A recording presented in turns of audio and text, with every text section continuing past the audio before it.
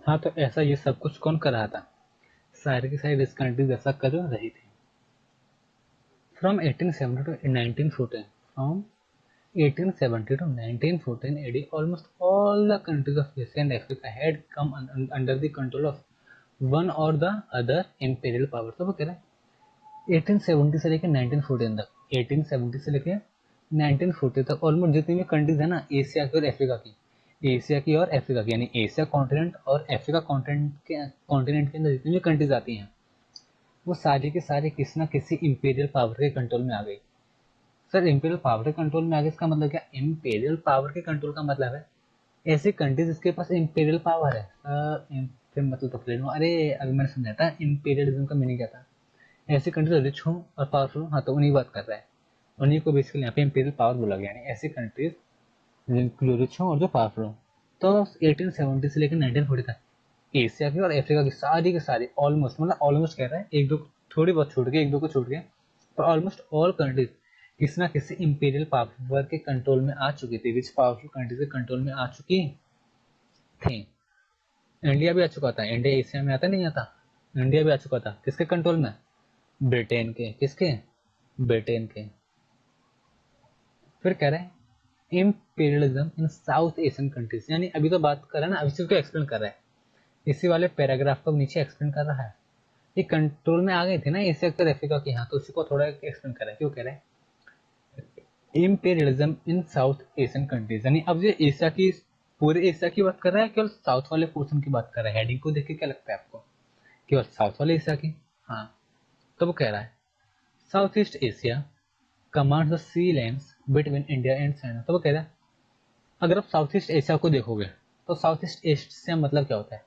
South east Asia अगर location को देखना चाहोगे तो लोकेशन कैसे कहोगे? तो आप कहोगे इंडिया और चाइना के बीच में, इंडिया और चाइना के बीच में जो सी है, इंडिया और चाइना के बीच में जो सी है, वो पूरा का पूरा एरिया, वो पूरा का पूरा एरिया, यानी चाइना का सी और इंडिया का सी, वहां से लेकर वहां तक के बीच में जितनी भी जगह आती हैं, वो सारी की सारी जगह साउथ ईस्ट एशिया कहलाती हैं। वो सारी की सारी जगह साउथ ईस्ट एशिया वाला पार्ट है।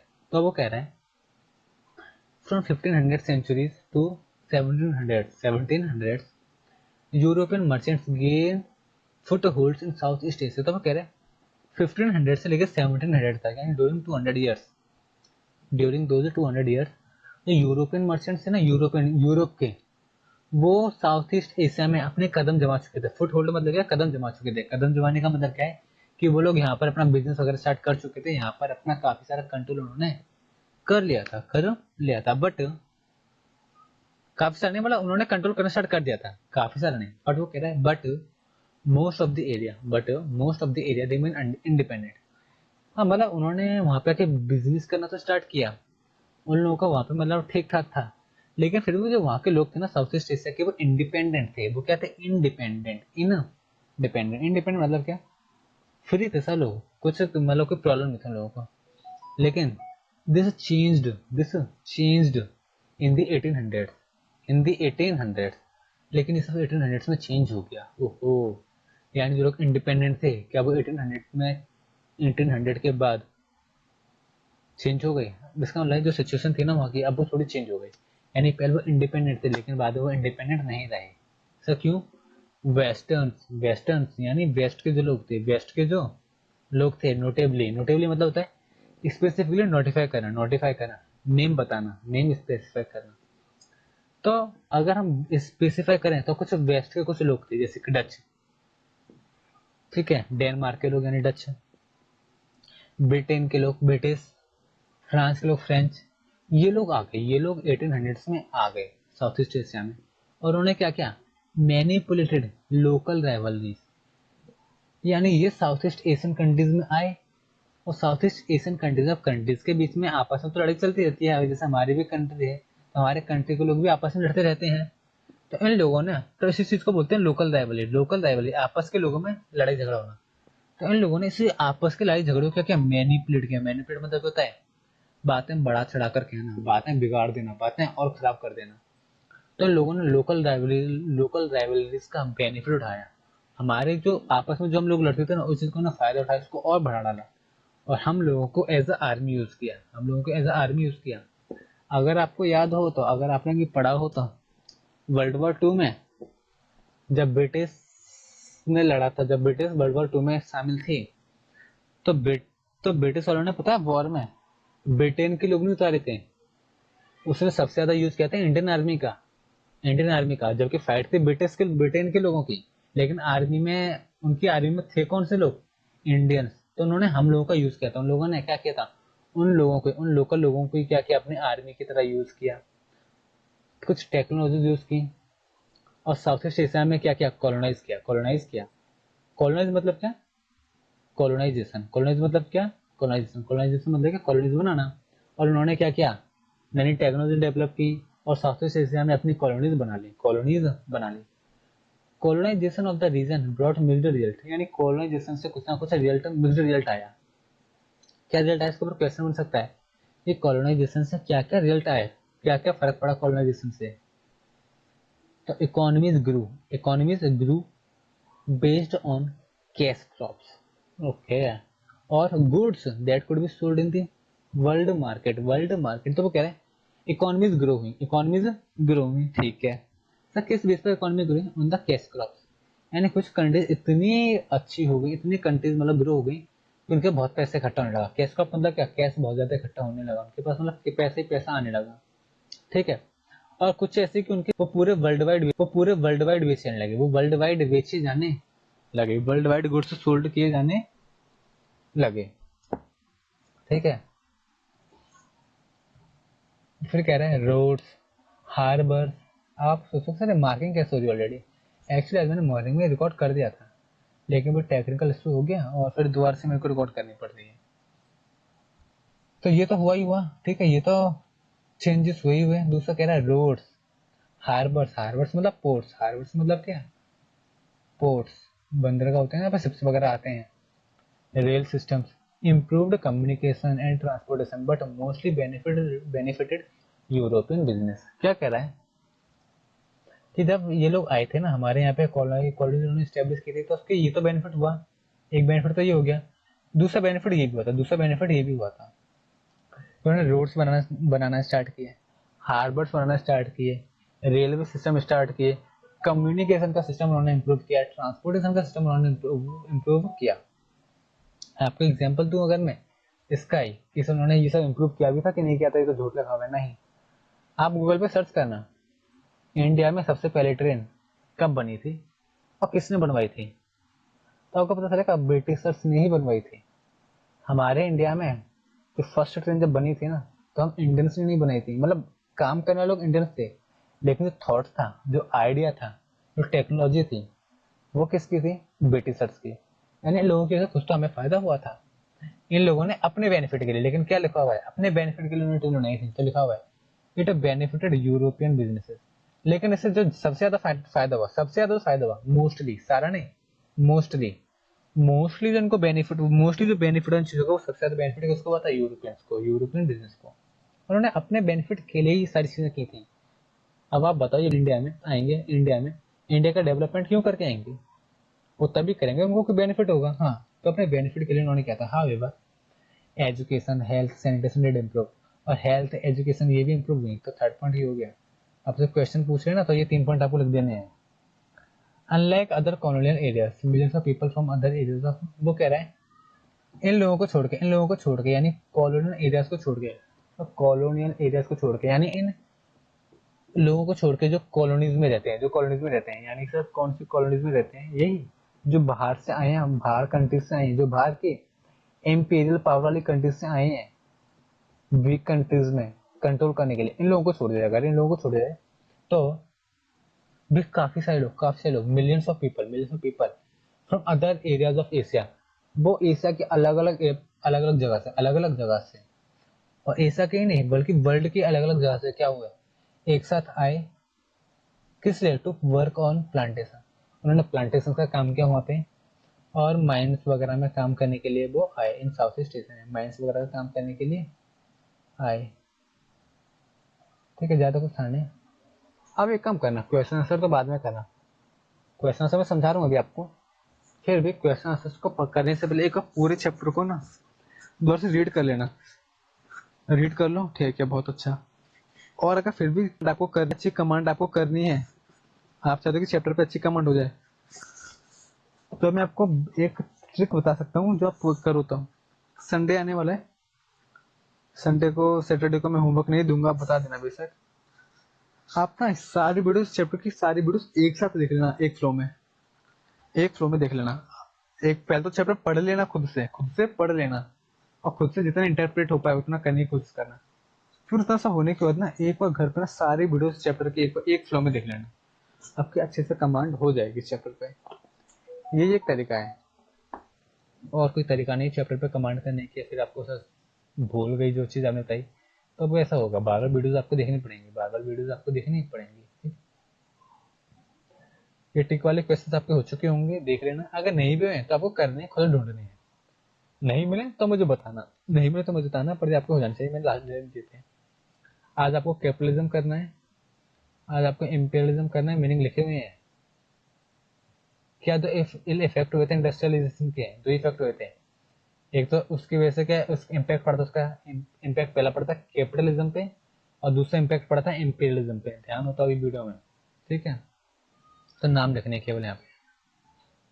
फिर इम्पैक्ट ऑफ प्रिंट कल्चर, ये मैंने दिया नहीं था, मतलब मैंने लास्ट पे पुरानी क्लासों का, लेकिन मैंने उस टाइम होमवर्क दिया नहीं था, तो इस बार कर लेना है। प्रिंट कल्चर से क्या क्या होता है, लोगों में नए नए थॉट्स आना स्टार्ट हो गए थे, ठीक है? फिफ्थ वाला करना है, explain the major impact of industrial revolution. Sir major impact क्या क्या थे इंडस्ट्रियल रेवोल्यूशन के, इसी पैराग्राफ में दिए हुए हैं। दो मेजर इम्पैक्ट तो कौन कौन से थे बताओ, दो मेजर इम्पैक्ट क्या क्या थे? एक तो कैपिटलिज्म, तो कैपिटलिज्म को आपको एक्सप्लेन करना है थोड़ा सा। एक इंपीरियलिज्म, इंपीरियलिज्म को आपको थोड़ा सा एक्सप्लेन करना है, ठीक है? Industrial revolution leads to imperialism, ये लो, इसको द्वार से यहाँ पे इंपीरियलिज्म को द्वार से एक्सप्लेन करना है यहाँ पे, लेकिन यहाँ पे उसको और ज्यादा डिटेल में एक्सप्लेन करना होगा, बुक से पैराग्राफ तक देना। याद मत करना, मैं फिर बता रहा हूँ, जितना मैंने सुना है याद करने के लिए। अगर आप याद करने में, अगर आप रटने में इसको 1 घंटा देते हो, तो मैं बोलूंगा 1 घंटे तक लगातार मेरी वीडियो को बार बार रिपीट कर करके देख लेना, तो आपको याद हो जाएगा। तो रीड रटने मत बैठना, रटने बैठोगे तो बेकार है। हाँ, लेकिन टीचर को जब दिखाना है तो नोटबुक से नोट कर लेना, ठीक है? In South Asia imperialism broad fixed response, क्या लिखा हुआ है सर? साउथ एशिया में इम्पेरियलिज्म से कुछ फिक्स्ड रेस्पॉन्स आए थे, ब्रॉड फिक्स्ड रेस्पॉन्स। सर किसकी बात कर रहा है ये? सोचो सोचो सोचो, इसके ऐसे कुछ फिक्स्ड रेस्पॉन्स आए थे। अरे देखो भूल गए आप लगता है।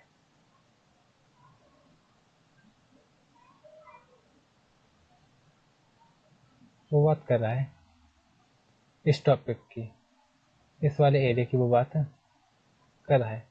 किसकी वजह से कुछ फिक्स्ड रेस्पॉन्स आया था? रेस्पॉन्स मतलब वो क्वेश्चन घुमा दिया है बेसिकली। यहाँ पे इसका मतलब कि क्या क्या वहाँ पे इम्प्रूवमेंट्स हुए, क्या क्या वहाँ पे उसका रिजल्ट हुआ, ठीक है? तो आपको ये पॉइंट लिख देना, ये एक पॉइंट ये रहा, दूसरा पॉइंट ये रहा, तीसरा पॉइंट ये रहा हाउएवर से, ठीक है? 3 ब्लड्स में लिख देना, ज़्यादा बेटर रहेगा, ठीक है? एमसीक्यू मार्क कर ही लिए हैं। फिलअप्स, प्रिंटिंग प्रेस कहाँ डेवलप हुई थी? नहीं यार, अमेरिका के साथ ओ रुको रुको, एक प्रिंटिंग प्रेस वाली प्रिंटिंग प्रेस से आया पे एक पिक्चर, इसको पढ़ लो जरा। The printing press of 1450 AD had a flat base with a frame for holding the metal type। वो कह रहा है प्रिंटिंग प्रेस होती है, उसका जो बेस होता है, बेस से नीचे होता है एकदम फ्लैट होता है। सर क्यों होता है? ताकि आप इस पे क्या कर सको, फ्लैट को, एक किसी भी फ्रेम को होल्ड कर सको, किसी भी फ्रेम को क्या कर सको, होल्ड कर सको, ठीक है? A sheet of paper was pressed against the ink type। तो एक इसके अंदर एक पेपर शीट लगा, ये इंक टाइप है यहाँ पे, ये इंक टाइप है यहाँ पे, इंक लगी हुई है, उसको यहाँ पे दबा के लगाया जाता है, क्या हो जाता है? और जिससे क्या हो जाता है, आपके प्रिंट पेजेस निकल आते हैं। आई डोंट थिंक इससे कोई क्वेश्चन पूछेगा। हाँ, यहाँ पे आपका ये था प्रिंट, फर्स्ट प्रिंट कहाँ पे यूज हुआ था? प्रिंट रेवोल्यूशन आप देख लेना, यहाँ पे वर्ल्ड में सबसे पहले जगह का नाम क्या था?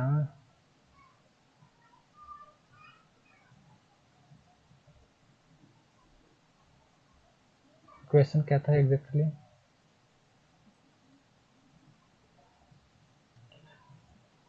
Printing press developed in Europe, Europe है ना, नोट कर लेना, मैं बोलता जा रहा हूँ। हु डिस्कवर्ड अमेरिका, ये तो आप ही बता दोगे, ये तो पता नहीं कब से सुनते आ रहे हो, कब से। रिकॉर्डिंग हो रही है नहीं हो रही है, पहले देखो, मैंने कहा मैं ऐसे पढ़ा रहा हूँ, चलो ठीक है, रिकॉर्डिंग हो रही है। सोच हो जा रहा है ये चीज़, तो मुझे नहीं लगता कि मुझे आपको बार बतानी चाहिए। बार बार से मतलब मेरा दिमाग लगाओ, ये तो बच्चों वाली चीज़ें हैं, आपको पता होनी चाहिए। हु डिस्कवर्ड अमेरिका,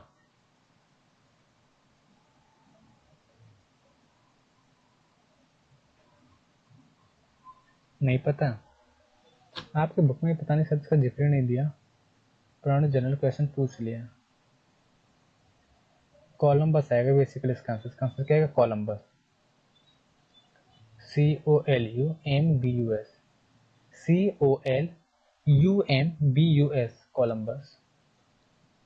आपके बुक में नहीं दिया है, पता नहीं क्यों, बट क्वेश्चन पूछा है, ठीक है, मैंने आपको सही दिया है।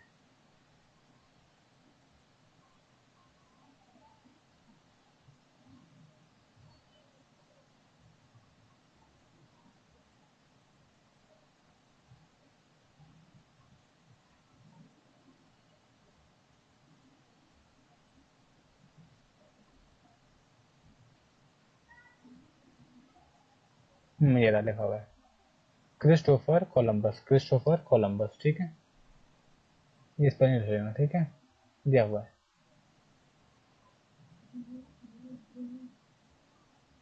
ठीक है। आपका सेकंड वाला भी हो गया, फर्स्ट भी हो गया। Industrial revolution began in England, ठीक है, और आई थिंक ये मैंने आपको मार्क कराई दी है।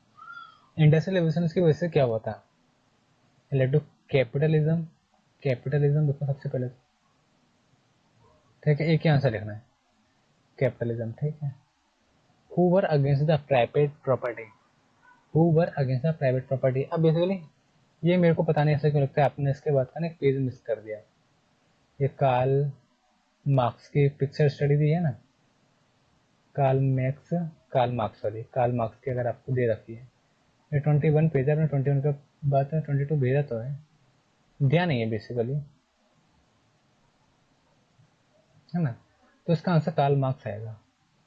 थोड़ा सा मैं आपको समझा देता हूँ ये कार्ल मार्क्स क्यों आएगा इस टॉपिक में, क्या है इसलिए हमने अभी कैपिटलिज्म पढ़ा था, कैपिटलिज्म है ना, कैपिटलिज्म मतलब क्या था कि जितनी भी चीजें हैं ना, जितने मतलब कैपिटलिज्म का मैंने आपको शॉर्ट मीनिंग बताया था उस वीडियो में, अब मैं आपको अगर एग्जैक्ट मीनिंग थोड़ा डिटेल में बताऊं, वैसे जरूरी नहीं है याद, आपको केवल ये रख लो, कार्ल मार्क्स मतलब कैपिटलिज्म मतलब होता है इस तरह की इकोनॉमी, इस तरह का सिस्टम ऑफ इकोनॉमी जहाँ पर वो चीजें होती है ना, वो जनरल पब्लिक के हाथ में नहीं होती, जनरल पब्लिक के हाथ में नहीं होती, इससे हमारे पास डेमोक्रेटिक सिस्टम चलता है, क्या सिस्टम चलता है, डेमोक्रेटिक। लेकिन यू अदर कंट्रीज में, कुछ कंट्रीज में क्या चलता है, कम्युनिज्म, ठीक है। तो हमारे डेमोक्रेटिक सिस्टम में क्या होता है, हम जनरल पीपल को राइट होते हैं डिसीजंस लेने के, ठीक है। लेकिन जब कैपिटलिज्म मार्केट होता है ना, मतलब ये भी नहीं, ये इससे मीनिंग मतलब तीन से दो तरह की चीजें होती हैं, दो तीन तरह की चीजें होती हैं, कैपिटलिज्म, सोशलिज्म और मिक्सड। तो सोशलिज्म में क्या होता है, जो भी किसी भी इकोनॉमी में, इकोनॉमी का मतलब यहाँ पे कंट्री से होता है, ठीक है, economy, country, nation, all are the same thing, है ना। तो किसी भी कंट्री में जो भी कुछ होता है, अगर उस पर केवल गवर्नमेंट का कंट्रोल रहे तो सोशलिज्म, तो उसे क्या बोलेंगे, सोशलिज्म। अगर किसी भी कंट्री में कुछ भी हो रहा है, उस पर कंट्रोल अगर प्राइवेट सेक्टर का, प्राइवेट सेक्टर मतलब जो बिजनेस हाउसेस होते हैं, जो बिजनेसमैन होते हैं, अगर उन्हीं का केवल कंट्रोल है, तो उसको बोलेंगे कैपिटलिज्म। लेकिन किसी भी कंट्री में जो भी कुछ हो रहा है, उस पर थोड़ा कंट्रोल गवर्नमेंट का है, थोड़ा कंट्रोल बिजनेस वाले लोगों का है, बिजनेसमैन का है, तो उससे बोलेंगे मिक्स्ड इकोनॉमी। तो तीन तरह की होती हैं, कैपिटलिज्म, सोशलिज्म और मिक्स्ड। तो कार्ल मार्क्स अगेंस्ट इस चीज के, कार्ल मार्क्स कहते हैं कैपिटलिज्म बेकार है, कैपिटलिज्म बेकार है, क्योंकि सारी चीजें अगर आप प्राइवेट सेक्टर को दे दोगे, तो वो केवल ना अपने बेनिफिट के बारे में सोचेंगे, वो केवल अपने बेनिफिट के बारे में सोचेंगे। तो वो लिखा हुआ है, Hoover against the private property, तो इसका आंसर आएगा कार्ल मार्क्स, ठीक है। जो भी मैंने आपको समझाया, तो अगर तीनों चीज़ नहीं समझे तो छोड़ देना, आपको वो लेकर आंसर याद रखना है, क्योंकि कल मार्क्स का नाम आया था इसलिए मैंने आपको बताया, अदरवाइज कोई आपको नीड नहीं है, ठीक है। एंड करते हैं, पूरा चैप्टर रिवाइज कर लेना पहले। हाँ